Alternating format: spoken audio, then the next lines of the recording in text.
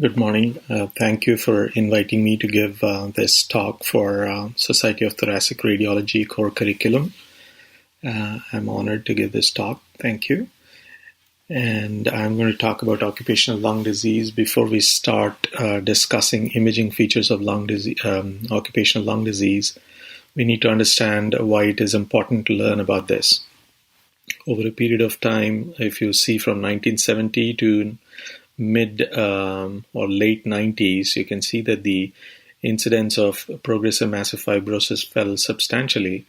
But in the last few decades, for whatever reason, maybe change in policies or change in the way we are protecting ourselves, the number of cases of progressive massive fibrosis has peaked again, and it actually has surpassed the 1970 numbers. So it's really important that as radiologists we know classic imaging features so that we can help our clinical colleagues suspect this possibility at the appropriate time. Here's a cartoon which says, he's just sleeping, now get down there and make me money. So when you think of occupational lung disease, there are three broad categories. One is the lung disease that you get from exposure to inorganic dust, exposure to organic dust, and occupational asthma.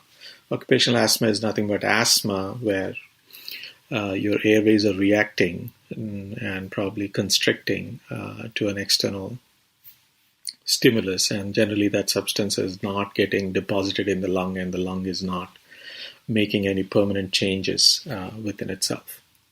So we are mostly going to concentrate on inorganic dust, which is also known as pneumoconiosis. So if you think of inorganic dust, we have silicosis, coal-workers, pneumoconiosis, asbestosis. Whereas for organic antigens, we have hypersensitivity pneumonitis. So, hypersensitivity pneumonitis by itself is a separate topic. Generally, we discuss it under other interstitial lung diseases, so I'm not going to go in detail onto that. So concentrating on exposure to inorganic dust material, we can think of the diagnosis to be made in three major components. One is you need to have typical imaging features, then you have to have history of exposure, and if you're still, conflicted as to whether it is truly related to the inorganic dust, then you can always rely on histopathology. And even if at histopathology, if there are overlapping features with other diseases, then the option of mineral analysis is available in certain parts of the country. Like you take the tissue and you analyze the tissue for the deposited material. And remember that, there's always this conflict that just because there's deposition of a particular inorganic substance doesn't mean that it is the cause of the lung disease. So there's always this conundrum that goes on, which is why a radiologist's role is really important, because we bring in the typical imaging features. If the imaging features are matching, if there is a history of exposure and everything fits in, then the referring providers are comfortable in making a diagnosis of a particular pneumoconiosis. So in practical terms, we generally don't use histopathology or mineral analysis. So our part or our role in this as radiologists is that we have to look at typical imaging features, and we need to know these typical imaging features. So we are really dealing with three diseases, and there are two predominant patterns. If you notice, there's a lot of overlap and almost identical appearance of silicosis and coal-workers pneumoconiosis. So it's really, depends on what kind of occupational history you get. Whereas when you think of asbestosis, it's predominantly a reticular pattern.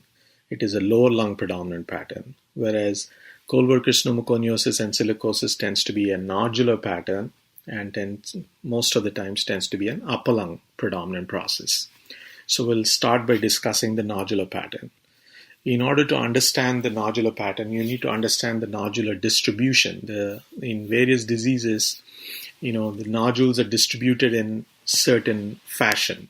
So we classically describe them as random distribution, which, especially if the trouble is delivered in the blood, it goes to every portion of the lung, and it's randomly distributed, and they're uniform most of the times in terms of their distance from each other. Whereas perilymphatic nodules, they concentrate around lymphatics in the lung, and lymphatics in the lung, as we know, are mostly concentrated in the interlobular septae and in the peribronchovascular locations, and also along the pleural surfaces. Whereas centrilobular, as the name indicates, it's right in the center of the secondary pulmonary lobule. There are two structures in the center of the secondary pulmonary lobule. One is the bronchiole, the other one is the arteriole. We rarely see arteriolar causes of centrilobular nodules. Most of the times it is related to thickening of the bronchiolar wall or inspissation of the bronchioles with some material. So if you look at these images, you notice that the image on the left side, there are hardly any nodules along the pleural surface, right? And if you look at the nodules themselves, they're not very discrete. They look like little branching densities. So when you see something that is not along the pleural surface and looks like little alphabets of V or Y, you should think about centrilobular nodules. Whereas if you look at the image in the center, we see lots of nodules along the fissure, and there are also nodules on the bronchovascular bundles here. You can see normally this should be smooth. Instead, this is bumpy and nodular, right? And then also notice how these nodules tend to cluster. So when you see this kind of a combination, you should think about perilymphatic distribution of nodules. Identifying this particular distribution is very useful because this has a very short differential. Like, you see this in sarcoidosis, you see this in silicosis, you see this in co-workers pneumoconiosis, you may see this in talcosis also. And then this is the other form, which is called the random distribution. See how uniformly distributed these nodules are. They're kind of equidistant from each other, and you can actually draw a circle around them. And these nodules are not only in the lung parenchyma, but they also touch the pleural surface. Because when you see this kind of pattern, this indicates that the trouble is delivered in the blood, and the trouble is able to go to every portion of the lung. That's why you see them uniformly distributed throughout the lung. This is called the random distribution. If they're all uniform in size and less than 3 millimeters, we call it miliary distribution. So these are the three patterns that we tend to see. And the most common pattern that we see in pneumoconiosis is that of the perilymphatic pattern. But there is also, because the trouble is delivered in the airways, sometimes you will also see centrilobular nodules. Miliary nodularity or random distribution is not common, although it is being described. So effectively, we have these two patterns that we need to look out for. So let's begin with silica, right? So if you think of silica, the lung has the lung responds by having these different patterns or different types of diseases. We have simple silicosis, we have complicated silicosis, including progressive massive fibrosis. Then we have other rare situations such as acute silicoproteinosis and accelerated silicosis. The most common forms are actually simple silicosis and complicated silicosis. Here's an example of a patient with simple silicosis, and you can notice that there is diffuse fine nodularity with relative sparing of the bases. When you zoom up, you notice that these nodules are everywhere in the upper lungs, but some of them are tending to cluster. So this is something that happens with the nodular form of pneumoconiosis, be it silicosis, be it co-workers pneumoconiosis, or be it talcosis. In all these situations, the nodules tend to come together as the exposure continues. And these nodules may also calcify. As you can see, the nodules, compared to the previous case, in this case, you notice that the nodules are hyperdense. And the internal control that we generally use to say whether the nodules are hyperdense or calcified is actually the bones. So if something is denser than bones without being overlapping on the bones, then you should think that maybe this is calcified. Here's a CT scan also demonstrating the same thing. You can see all these multiple nodules, and some of them are coming together. As you can notice, They're not uniformly distributed. These two are together. This is separate. And if you see the subpleural area, they're clustering, and they seem like pleural plaques, but these are actually just nodules that have come together and mimic pleural plaques. We'll discuss about pleural plaques later on when we discuss asbestos-related lung disease. Pleural disease. So, these are all nodules that are clustering together. So this is kind of a combination of perilymphatic, or rather only perilymphatic distribution of nodules. Can you think of another situation where you get perilymphatic distribution of nodules? Sarcoidosis. So sarcoidosis and silicosis quite often have a lot of overlapping features. So it becomes quite difficult to differentiate them without occupational history sometimes. So here's another example of a patient with pseudoplaque. And as you can see, all these nodules have clustered along the pleural surface. They're along the pleural surface because they're perilymphatic in distribution and because lymphatics are rich along the pleural surface. And because these things have come together and have also calcified, they look like calcified pleural plaques, but actually this patient has silicosis. And as you can see, these silicotic nodules can calcify also. Here's an example of a patient with silicosis, demonstrates what we've been talking about. This is a coronal MIP image. I've cropped it to the right lung. And you notice that some of these nodules are uniformly distributed, but see how these are clustering. So this kind of, when you see nodules that are clustering, that quite often happens with sarcoidosis. But in the appropriate clinical history, if you have occupational exposure, then you should think about the individual pneumoconiosis. So clustering is the key. Nodules, when they come together, they become larger nodules, then they become conglomerate masses. We'll see that as we go further into this talk. So which brings us to an important question. So then if I see upper lung predominant nodular disease with clustering, what are the differentials that I should think of? You should think of sarcoidosis, you think of silicosis, you think of co-workers pneumoconiosis, talcosis. Since this is a pneumoconiosis predominant talk, I put that differential on the top, but generally it's not common to see silicosis, co-workers pneumoconiosis, and talcosis in general population. Hypersensitivity pneumonitis tends to be upper lung predominant, especially the subacute variety can have nodular abnormality, but the nodules tend to be poorly defined and centrilobular. You will not see perilymphatic nodules with hypersensitivity pneumonitis. And same thing goes with TB. One of the important clues about TB is it tends to be asymmetric. And you may also have other abnormalities related to TB, such as a cavitation or bronchiectasis might be present. So how do we differentiate simple silicosis from sarcoidosis? Key point is occupational history. You need good occupational history. And then there are some imaging differences, especially with sarcoidosis. You tend to see nodular interlobular septae, which you generally don't see with silicosis. Fissural thickening is more common in sarcoidosis.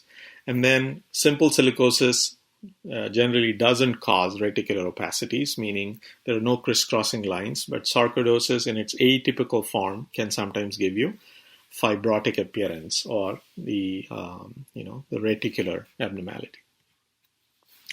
So here's an example of two patients with silicosis and sarcoidosis. And as you can see, it's very difficult to say which one is silicosis and which one is sarcoidosis. The image on the left side is simple silicosis. The image on the right side is sarcoidosis. I mean, one cannot say that this is simple anymore because there's a lot of clustering of nodules, and you will notice that it's slightly advanced when compared to the simple silicosis case on the left side. And notice that we are also having non-calcified pseudoplaque appearance secondary to sarcoid. So the next form is what we call complicated silicosis. I generally tend to use the term complicated silicosis and progressive massive fibrosis interchangeably, but there is a slight difference. Simple silicosis is when the nodules have not formed into larger nodules, and it is generally thought that in the simple silicosis stage, if you stop exposure, then there is a high chance that the disease won't progress.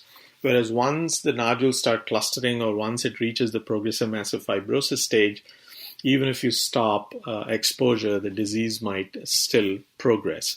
So, in complicated silicosis, it includes PMF, but sometimes you may have situations where you may just have larger nodules and the disease has not progressed to PMF.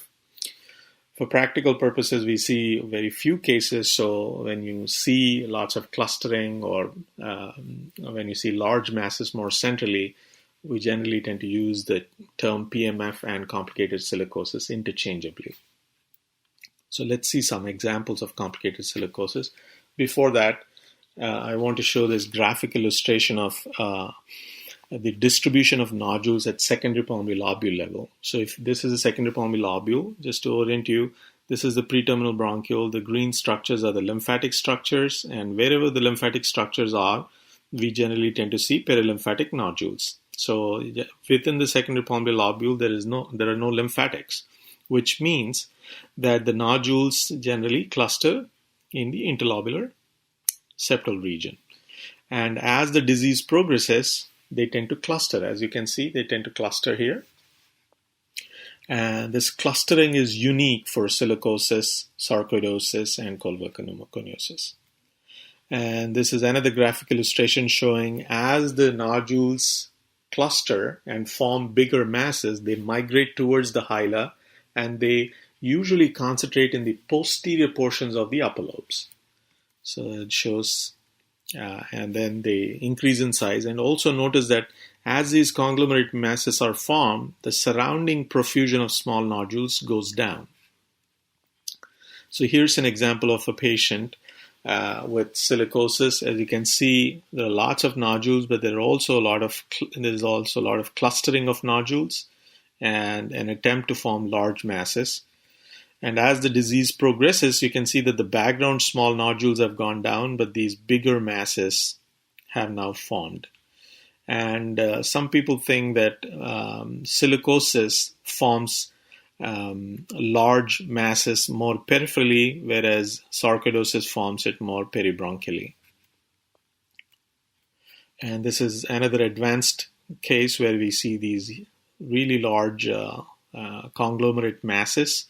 And as the conglomerate masses are formed and as they cicatricize, they start forming paracicatricial emphysema, as you can see in this case. And here's another example, again, forming central conglomerate masses. One could say, how do you know that this is not multifocal pneumonia or neoplastic disease? Look at the symmetry. It's bilateral, and it has this and if you look at the comparison radiographs, you will notice evolution, number one. Number two, these masses quite often have a fibrotic component to it. So that's why they start creating surrounding volume loss. You can see there's surrounding volume loss, and it's stretching open surrounding lung parenchyma, causing this paracicatricial emphysema.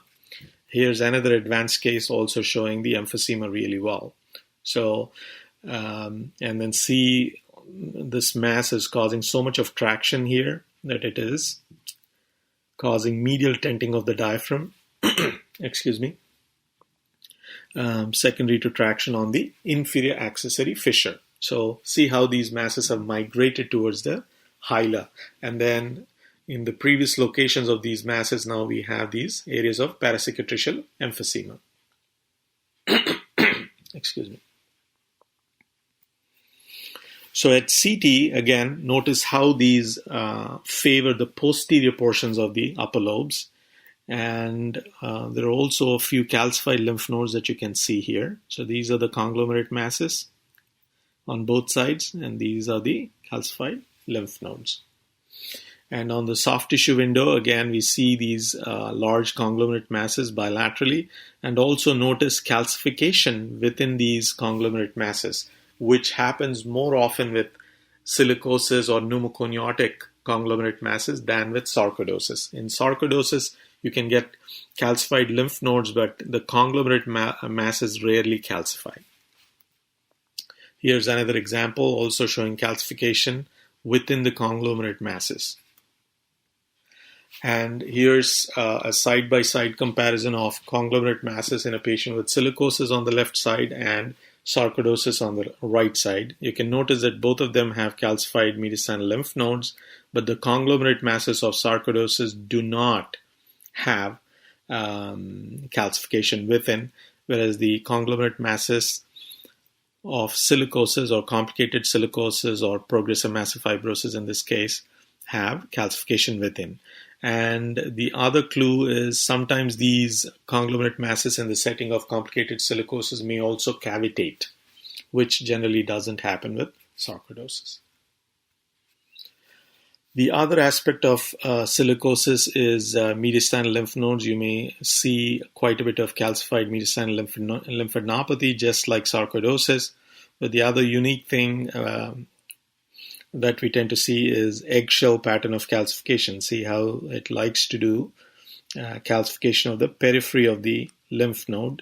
It's kind of dense in the periphery, giving it the shape of an egg. And again, it's not specific for complicated silicosis. It's not specific for silicosis. It can be seen with sarcoidosis. It can also be seen in TB. And it's also been described, at least on CT, in amyloidosis. But you're probably gathering this sense that there's a lot of overlap between silicosis and sarcoidosis appearance, and there are very few differences, as I pointed out on some of the previous slides. So I'm not going to go into details of Kohlwerker's pneumoconiosis. Kohlwerker's pneumoconiosis looks exactly like silicosis. It progresses like silicosis. Some people even think that Kohlwerker's pneumoconiosis is not because of kohl, but because of the silica present in the kohl. But that's another area of controversy. But we do see Kohlwerker's pneumoconiosis, and the imaging features are identical to silicosis. There is another interesting form of silicosis called accelerated silicosis, in which the patient gets exposed to high concentration of silica, and it moves from simple silicosis to complicated silicosis in 5 years or less, and it has a much quicker progression. Another interesting form of silicosis is called acute silicosis, when you have massive exposure at a single time point or a short period of time. You can get what looks like alveoloproteinosis, meaning the crazy paving pattern, the combination of ground glass and septal thickening, which we call the crazy paving pattern. And if you see that in somebody who got massively exposed to silica dust, then you should think of acute silicosis or silicoproteinosis. Generally, this, from the cases that have been reported, generally these patients do not do well. But in the modern era, we don't see this that often, but if you do see it, and hopefully with the improved ARDS treatment, the outcomes are better, hopefully.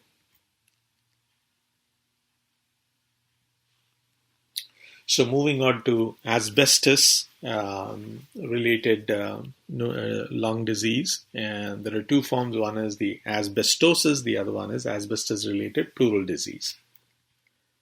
So let's start by discussing asbestosis. This is a specific term that implies presence of fibrosis in the lung secondary to asbestos exposure. Only then you can use the term asbestosis. You cannot say there is asbestosis if you see pleural plaques, if you see diffuse pleural thickening and you know that this person got exposed to asbestos. You cannot use the term asbestosis if you see rounded atelectasis secondary to asbestos exposure. It is specific when there is presence of lung fibrosis. So fibrotic ILD in the setting of asbestos exposure is asbestosis. This has legal implications. So in your report, you need to be careful as to what kind of terms you use. So the dominant pattern that we tend to see in asbestosis is that of reticular pattern. Reticular pattern is nothing but crisscrossing of lines secondary to interstitial thickening. And the most classic form of asbestosis in the lung is usual interstitial pneumonia.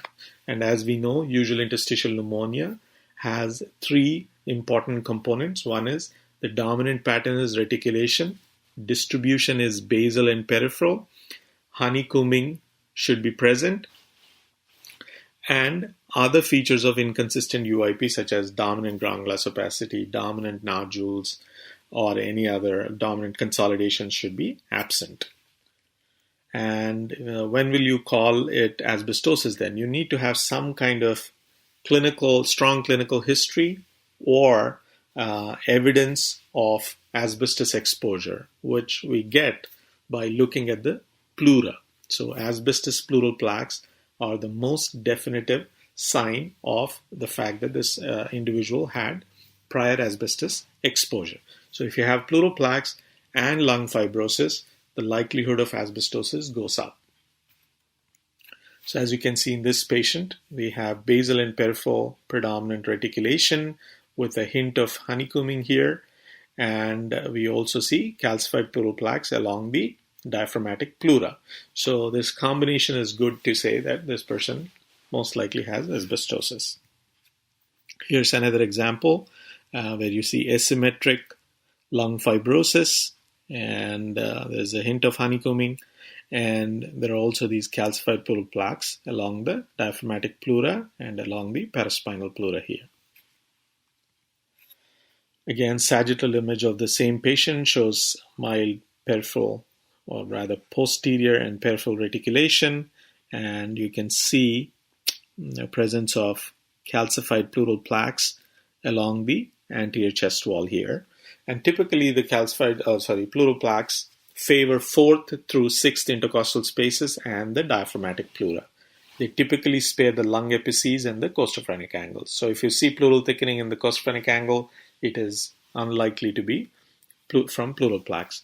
And pleural plaques can be non-calcified or calcified. So in other words, you see fibrotic lung disease, and if you see the clue of presence of pleural plaques, then you can suggest asbestosis. This image looks slightly different because this is a sagittal MINIP image.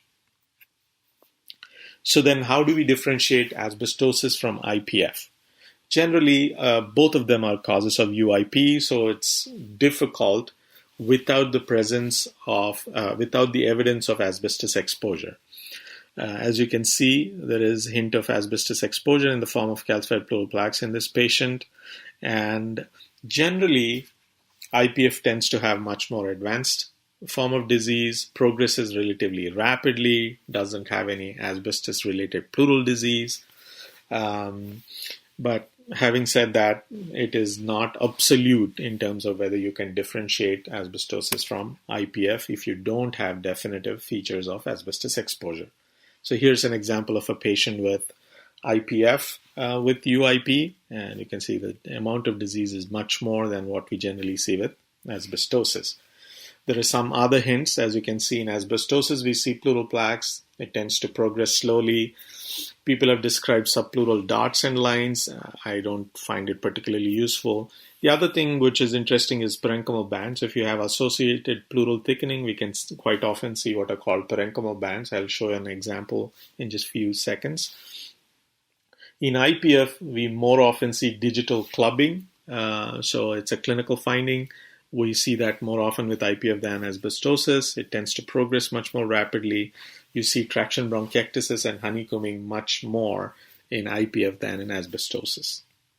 So here's an example of a patient who got exposed to asbestos, developed pleural thickening, and has developed these parenchymal bands. So these parenchymal bands are more likely to be seen in individuals who had exposure to asbestos. Again, these by themselves are not indicative of asbestosis.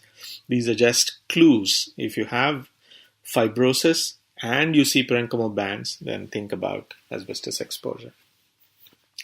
And as parenchymal bands progress, as the pleural thickening increases and it scars down, it may take a portion of its lung along with it and fold it. And as the folding increases, if the scarring is asymmetric, meaning one side of the pleura is contracting more than the other side of the pleura, then we get these swirls of atelectasis. As you can see, the lung structures are diving into the periphery of this mass-like atelectasis, and this is classic for rounded atelectasis. In other words, you need a mass, you need surrounding volume loss, you need bronchovascular structures that dive into the periphery of the lesion, and you need associated pleural thickening, which should be the cause of this problem.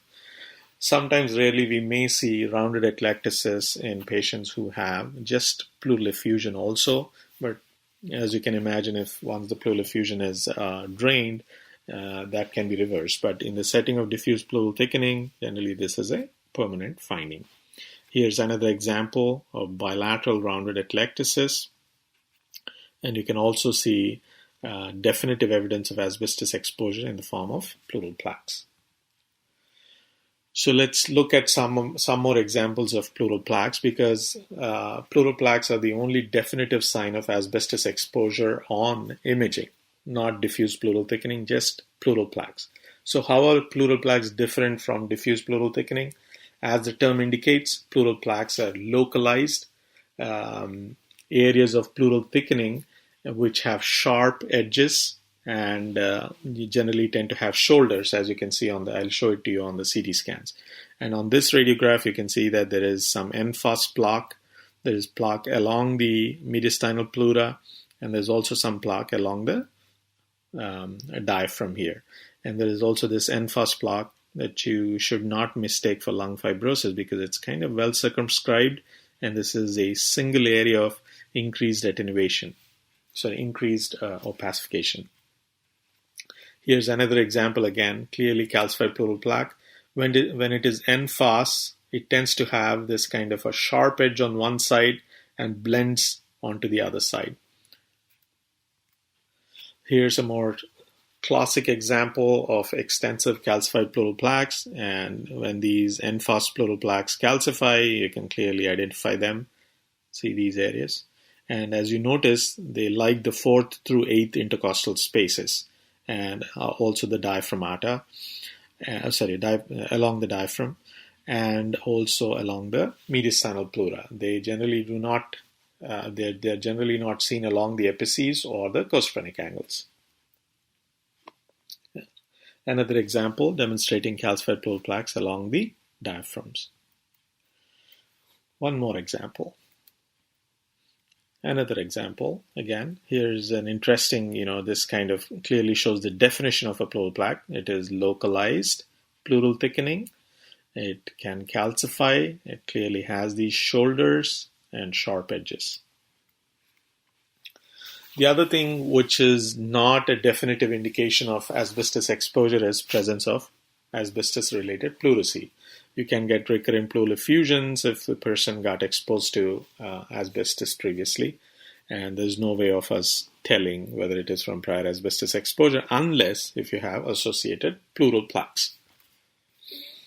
And when the recurrent pleural effusions heal, they quite often end up giving diffuse pleural thickening. So in diffuse pleural thickening, we always have pleural thickening in the costophrenic angle, as opposed to pleural plaques. They rarely affect, or never affect rather, the costophrenic angles. And so if you see pleural thickening that extends from the costophrenic angle and fades as you move above, think about diffuse pleural thickening. And there is nothing specific about this. You can get this kind of diffuse pleural thickening even after an empyema. Here's another example of diffuse pleural thickening. As you can see, again, costophrenic angle is affected and then kind of slowly fades up. Again, demonstrating pleural thickening on both sides, and the associated lung is folding, giving that parenchymal band appearance. And as you move forward, you get rounded atelectasis secondary to diffuse pleural thickening. And the same example that I showed before. The other important problem related to asbestos exposure is development of malignancies. One of the most common malignancies in the setting of asbestos exposure is still lung cancer. But because of the synergistic effects of asbestos exposure and smoking, the incidence of lung cancer goes up substantially if the person who got exposed to asbestos also happens to be a cigarette smoker. But if it's only asbestos that the patient has been exposed to, you can also get this unique malignancy in the pleural space called the mesothelioma. So how do I diagnose mesothelioma? In mesothelioma, it'll have features of any pleural malignancy, meaning you may have recurrent pleural effusions, you may have non-resolving pleural effusions, you tap the pleural effusion, it refills again. You may have pleural thickening, which can look like benign pleural thickening, or you may have definitive features of malignant pleural thickening. What are the features of malignant pleural thickening? It tends to be really thick, usually more than 1 centimeter in thickness. It tends to be nodular, and it tends to be circumferential. It tends to affect the mediastinal pleura more often. So if you see all of those things, you should suspect pleural malignancy. And if you have definitive evidence of asbestos exposure, then you can suggest mesothelioma. Otherwise, you have to rely on histology for confirmation of this disease. Changing gears a little bit, I also want to talk a little bit about beryllium disease. Again, beryllium-related lung disease typically looks like sarcoidosis. It starts off as bilateral hilar and mediastinal lymphadenopathy, and then it may affect the lungs, typically affects the upper lungs, starts off as a nodular disease, then gives you scarring in the upper lungs. Here's an example of a patient who got exposed to beryllium.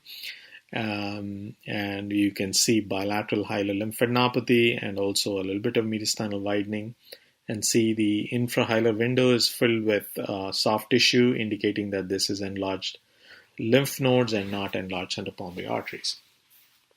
So then if I don't have any clinical history, if I look at this image, how do I know that this is not sarcoid?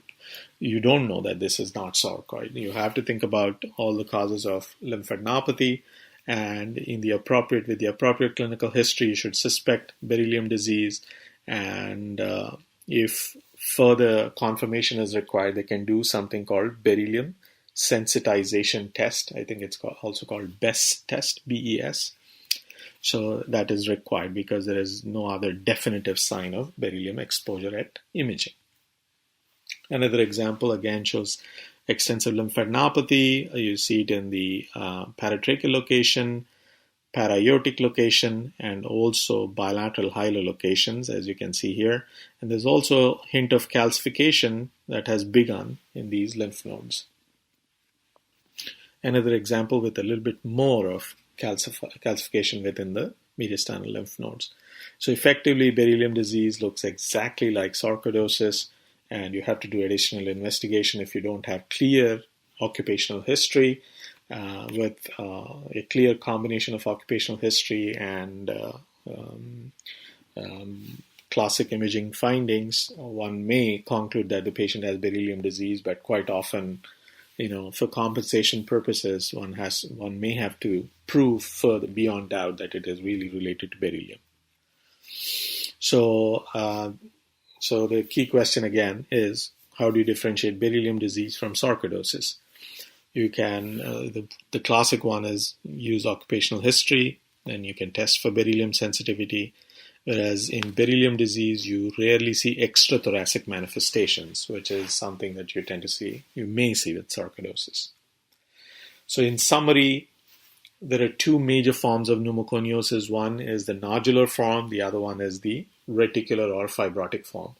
In the nodular disease, the classic features of nodular pneumoconiosis is that they start off as simple nodules in a perilymphatic or somewhat centrilobular distribution, but as the disease progresses or as the exposure progresses, they tend to clustering of nodules and forming bigger masses called the conglomerate masses, which eventually fibrose and cicatricize, leading to what is called progressive massive fibrosis, is what is classic for these nodular forms of pneumoconiosis. Whereas asbestosis tends to be more of a fibrotic pattern or a UIP pattern.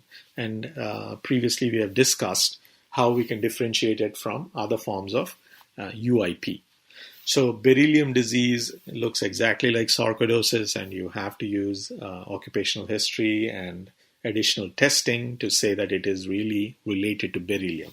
So with that, I thank you all for your patience, and I would like to thank our lung team, especially the radiology lung team at University of Washington in Seattle, and specifically Dr. Godwin or David Godwin who has helped me with a lot of these slides. Thank you very much.